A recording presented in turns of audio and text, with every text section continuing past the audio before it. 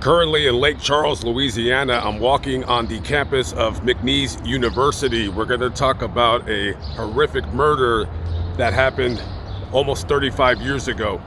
Going back in time, it's summertime, June 1991. 19-year-old Christina Bergen, who used to go to this very school where I'm located at right now, she's done with classes for the summer. And now it's time to unwind and be a kid, just be young, live your life. So at the time, she was working part-time at a pizza joint here in town. Little did she know that when she went out June 20th, 1991, having a couple drinks with some friends, that would be her last night on Earth. This is Ryan Street right here. It's a pretty big street that runs through Lake Charles. And this is basically 12th right here. So the bar that Christina went to that night, it was called the 12th Street Lounge. Now, that bar is long since gone. It could have been in that plaza over there on 11th. I'm not really sure. It could be that building right there. I do not know. It could have been right where I'm standing. I mean, this was almost 35 years ago, so things are going to look quite a bit different. But it would have been somewhere right in this vicinity when she went to go meet up with her friends. Christina enters the bar and sees her friend Mike. And Mike waves her on over to the pool table. He's like, hey, what's going on? So they start chatting it up. They're drinking beer. A little while later, Michael looks up at the front entrance and sees his friend. And Mike says, hey, Leslie, hey, come on over, come on over. I want to introduce you to my friend, Christina. Now, I don't know how well this Mike guy knew Leslie, but I'm going to guess that everybody that was at the bar around that pool table that knew Christina, I'm pretty sure none of them would have known that this guy is on parole. And the reason why he's on parole is he just got out of prison. He's only been out for a little over a year. What's the crime? He raped his own sister at knife point. Rapes his own sister at knife point. His mother's sick in the hospital, and it's him and her at the family home, and he does that disgusting act. He ends up getting 10 years in prison, and he only serves 5. So we have now a predator out on the streets here in Lake Charles, and people seem not to know his nefarious past. As the evening goes on, by all intents and purposes, according to the others around, Christina is having a good time. She's drinking, playing pool. Her and Leslie are hitting it off. Little does she know the disgusting things that this guy has in his mind towards her. And they start sharing each other's drinks, and 1:30 a.m. rolls by. So the bartender says, last call. People start gathering their things and start heading out towards the night. It's still hot, it's still muggy. And Christina, she is intoxicated. She's had way too much to drink. And she probably knows this. So Leslie offers her a ride home. Now I'm gonna guess that nobody really knows this guy very well, because if they did, they would have never even met. So he says, hey, hop on in. He opens the door to his truck. She hops in and they drive off, but not in the direction of where she lives. He ends up bringing her here 15 miles to the east in Iowa, Louisiana. He pulls over to the side of a road somewhere in a patch of swampy land, and he forces himself on top of her. And she is besides herself. She cannot believe that this is actually happening to her at this moment, and she screams, "No, get off me." But her strength is no match for his, and he proceeds to rape her. After the disgusting act is committed, she puts on her clothes, and as they're driving, she looks at him and says, "You raped me. I'm gonna call the police on you when we get back to town." And all of a sudden, the flashbacks come to him.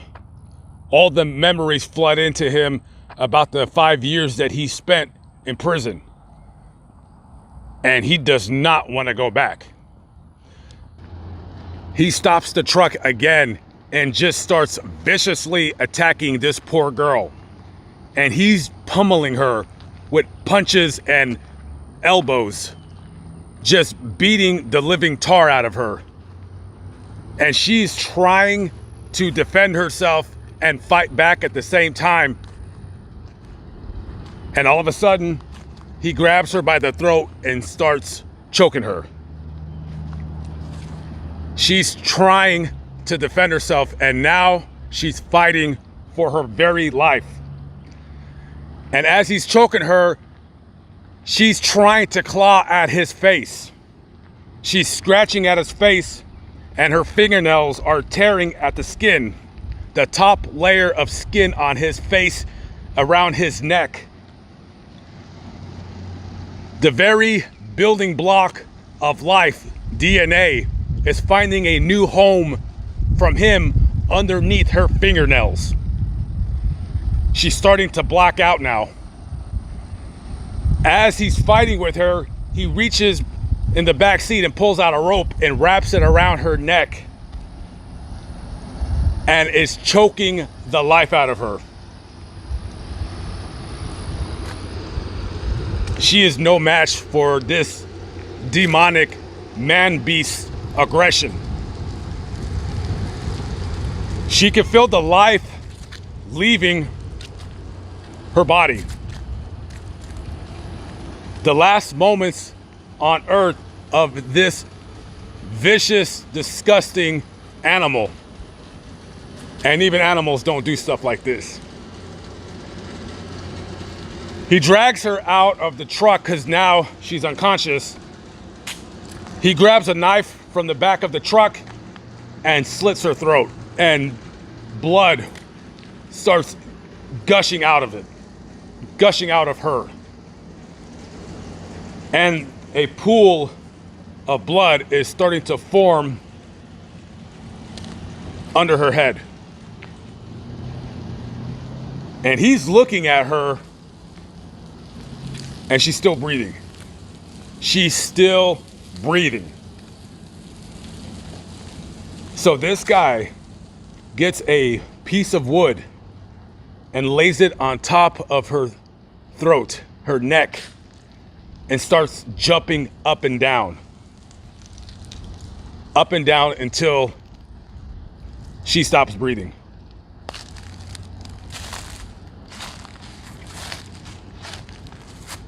He's looking at his handiwork. He's just killed somebody.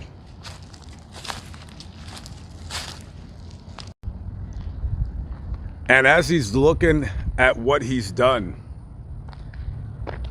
he wants to make sure that she's dead. So, with the same knife that he used to slash her throat, he takes it and cuts her eyes out. Just to make sure that in case she's still alive, that she won't be able to point him out in a police lineup.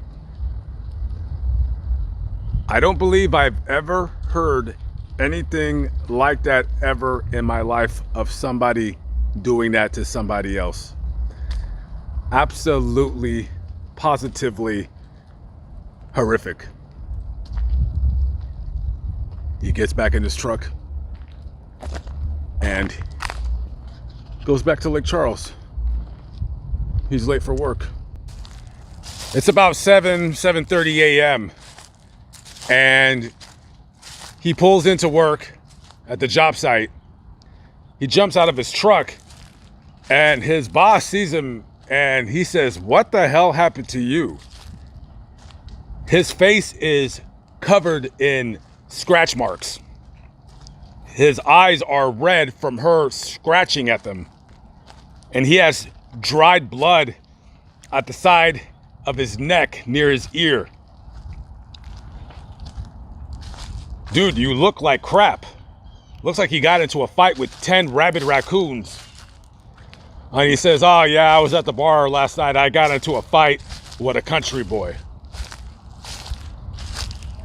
He looks into his truck and the ashtray, the cup holders, it's covered in vomit. And he said, "What the hell did you do last night?" And he says, "Oh, must have been that broad that I met at the bar. She got sick in my truck because I don't really remember what happened. I just woke up at the beach and I was late for work." So he cleans out his truck. He cleans Christina's vomit from his truck and he starts about his day at work. Throughout the day, as Leslie Dale Martin is working, the alcohol starts working through his system and he starts sobering up and he's starting to realize exactly what happened, what he did, and the trouble that he's going to possibly be in if he is caught. He gets off of work early and he heads back home. At the time, he's living with his aunt. He comes through the door and his aunt notices that, he has different clothes on from the last time she's seen him and he looks like a mess. He looks just as bad as he did earlier when his boss first seen him. And she says, "What happened to you?" And he says, just nothing. He just explained it away. So Leslie has a friend. His name is Huey Rushing. So he goes to his friend's house and he says, "Hey, listen, I really need your help. I did something really bad." And Huey says, "Well, what'd you do?" And he says, "I killed a girl that I met at a bar last night." Now, if your friend tells you that they killed somebody, you're probably not going to believe them. And that's pretty much what happened there.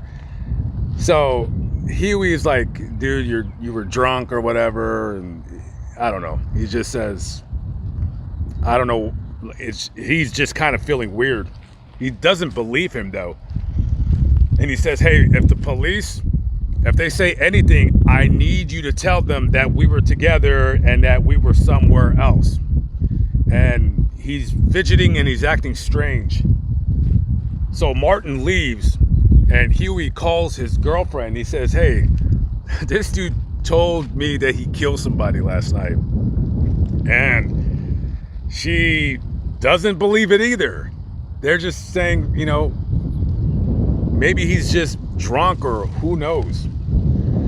So about 9 days later, Huey and his girlfriend, they're at his apartment and they're watching the news. And they're talking about a missing girl in Lake Charles, and she's been missing for about a week and a half now.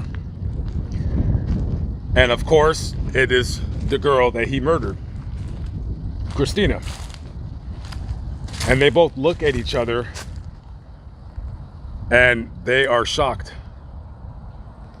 Obviously, this is the girl that he, in fact, confessed to them that he murdered her.